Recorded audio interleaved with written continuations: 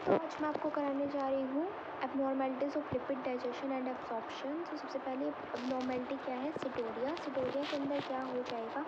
Lipid से related है बेटा। ये वो कंडीशन है जिसमें हमारा लिपिड क्या हो जाएगा? लॉस हो जाएगा। किस में? फीसीज के अंदर लिपिड का लॉस हो जाएगा। लिपिड का लॉस हो जाना फीसीज के अंदर उसे बोलते हैं स्टीटोरिया। नाउ इसके क्या कोज है? डिफेक्ट आ जाना in the secretion of bile.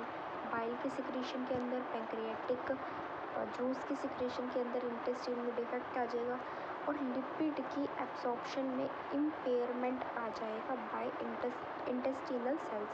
तो इंटेस्टिनल सेल्स ने क्या करा? लिपिड की एब्जॉर्प्शन ढंग से नहीं हो रही है, हमारी बाइल की और पैंक्रियाटिक जूस की इंटेस्टाइन के अंदर डिफेक्टिव सिक्रेशन हो रही है। सिटोरिया कॉमनली कैसा डिसऑर्डर है जिसमें बिलियरी ऑब्स्ट्रक्शन होगी और क्या होगा? लिवर का डिसफंक्शन होगा और पैंक्रियास के साथ एसोसिएटेड होगा। ठीक है, तो सिटोरिया डन है। आई थिंक सिटोरिया में क्या होता है? लॉस होता है लिपिड का। किस में लॉस होता है? लिपिड का लॉस होता है। ठीक है, किस में? फीसिस के अंदर। अब क्या होता है? हमारे डिफेक्ट है बाइल और पैंक्रियाटिक सिक्रीशन के अंदर, बिलियरी ऑब्स्ट्रक्शन के साथ एसोसिएटेड है ये डिसीज़। और ये डिसीज़ हमारा जो है किसके साथ एसोसिएटेड है? पैंक्रियास के साथ एसोसिएटेड है और लिवर डिसफंक्शन के साथ एसोसिएटेड है। और ये यहाँ पे हमारा लिपिड का एब्जॉर्प्शन नहीं हो पा रहा है। अब हम बात करते हैं कोलेस्ट्रॉल स्टोन्स। कोलेस्ट्रॉल स्टोन्स के जो होते हैं मोस्टली हमें फीमेल्स के अंदर देखने को मिलेंगे ज़्यादा as compare to the mails.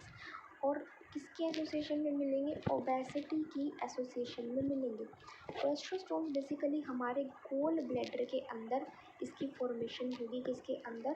Gall bladder में।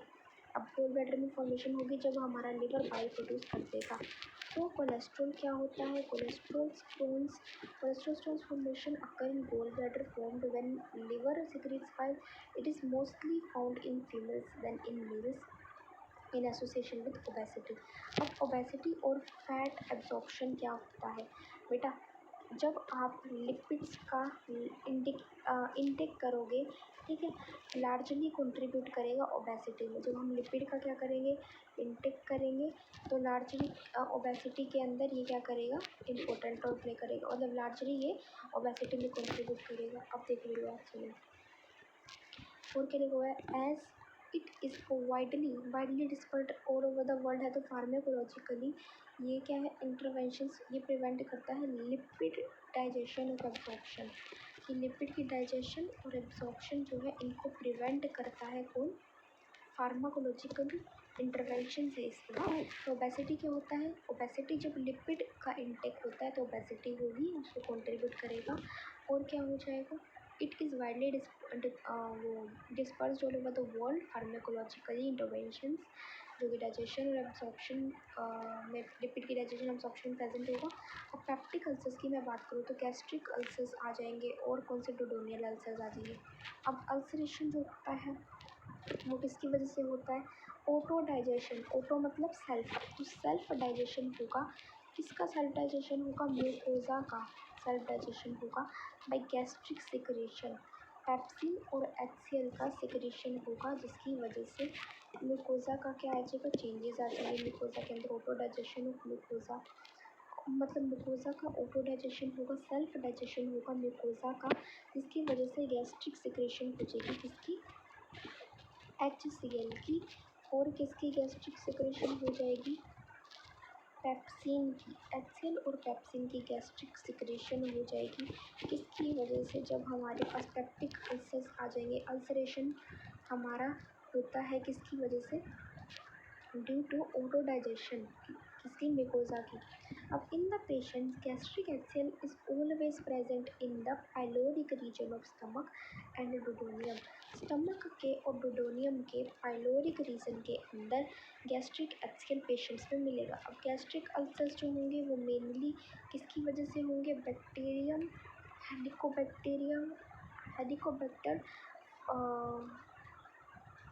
हेलिकोबैक्टर पाइलोरी की वजह से हमारे पास गैस्ट्रिक अल्सर होंगे, मेनली बैक्टीरियम हेलिकोबैक्टर से, which lives in nutrient rich gastric mucosa.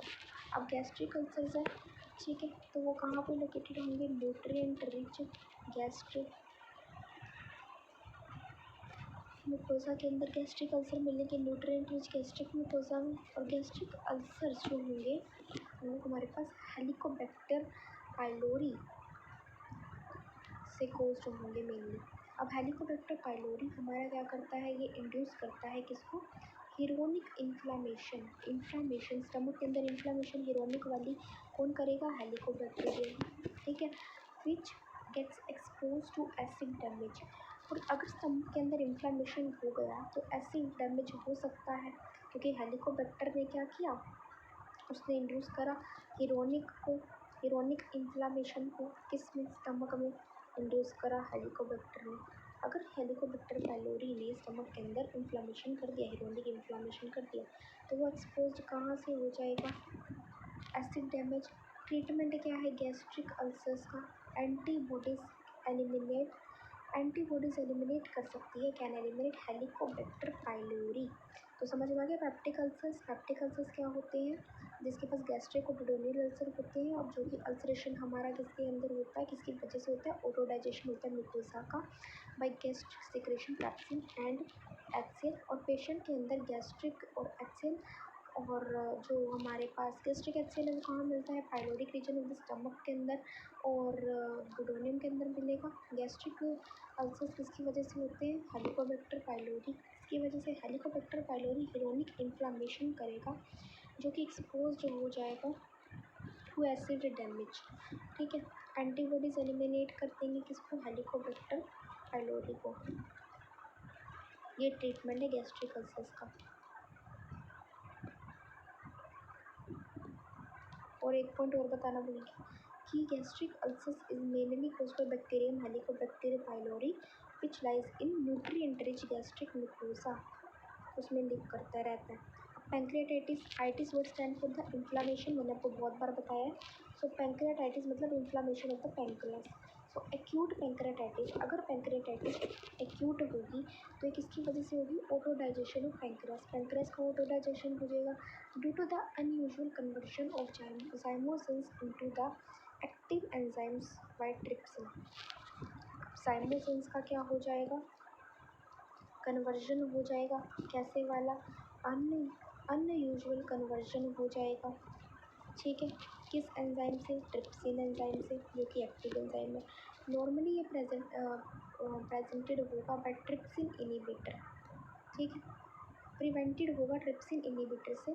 Measurement क्या होता है, सीरम अमाइलेज का is used in diagnosis of pancreatitis.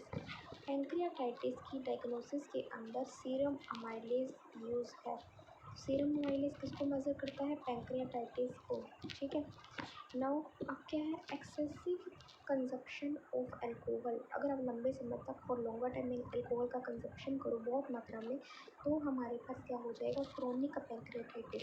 वैसे तो एक्यूट पैंक्रियाटाइटिस हमारा किसकी वजह से हो रहा था, जब कन्वर्जन हो रहा था zymogen का, अनयूजुअल कन्वर्जन हो रहा था किसमें, एक्टिव एंजाइम ट्रिप्सिन से। उसके बाद क्या है, नॉर्मली ये प्रिवेंटेड होता है ट्रिप्सिन से, इनिबिटर से। ट्रिप्सिन इनिबिटर से मेजरमेंट क्या होता है, सीरम अमाइलेज का यूज होता है in diagnosis of pancreatitis. Serum amylase का अगर आप मेजरमेंट करोगे तो पैंक्रियाटाइटिस में यूजफुल होगा वो। और अगर एक्सेसिव कंजप्शन करो अल्कोहल को बहुत ज़्यादा लो तो क्रोनिक हो जाएगा वो, क्रोनिक पैंक्रियाटाइटिस। अब सीलियक डिसीज़ क्या होता है, वो डिसीज़ है जब हमारे पास malabsorption caused by immuno mediated damage to small intestine, मतलब स्मॉल इंटेस्टाइन में क्या हो जाएगा, इम्यूनो मेडिएटेड डैमेज हो जाएगा। This occur in some individuals as a result of indigestion of gluten. क्या हो जाएगा, कुछ इंडिविजुअल्स में देखने को मिलेगा जब ग्लूटीन का इंडाइजेशन होगा, जो कि एक प्रोटीन है जो कि मिलता है किसमें, वीट, बार्ले और राई के अंदर। वीट में, बार्ले में और राई के अंदर ये प्रोटीन देखने को मिलेगा, ग्लूटीन प्रोटीन, ठीक है। सो सीलिक डिसीज़ हमारा ऑटो डाइजेशन की वजह से है, ग्लूटीन की डाइजेशन की वजह से है, इनडाइजेशन की वजह से, जो कि एक प्रोटीन है, वीट, बार्ले, राई में मिलेगा, ठीक है। It is a disease of mall absorption की वजह से डिसीज़ है, जो कि इम्यून मेडिएटेड डिसीज़ है, जो कि स्मॉल इंटेस्टाइन को डैमेज करता है। ठीक है। So coeliac disease is the malabsorption की वजह से, it is due to the malabsorption caused due to the mediated damage to small intestine, immune mediated damage। And coeliac disease जो होता है वो हमारा इंडाइजेशन ग्लूटीन की वजह से होता है, जो कि प्रोटीन है वीट पार्ले और राई में मिलेगा। ये इम्यून मेडिएटेड डैमेज है स्मॉल इंटेस्टाइन को, माल एब्सॉर्प्शन कोज बाय, ठीक है, immune mediated damage to the small intestine. अब हम बात करते हैं लैक्टिक एसिडोसिस क्या होता है। लैक्टिक एसिडोसिस मैं आपको नेक्स्ट वीडियो में बताऊंगी, ठीक है बेटा। इस वीडियो के लिए इतना ही। Thank you so much for watching. Bye bye.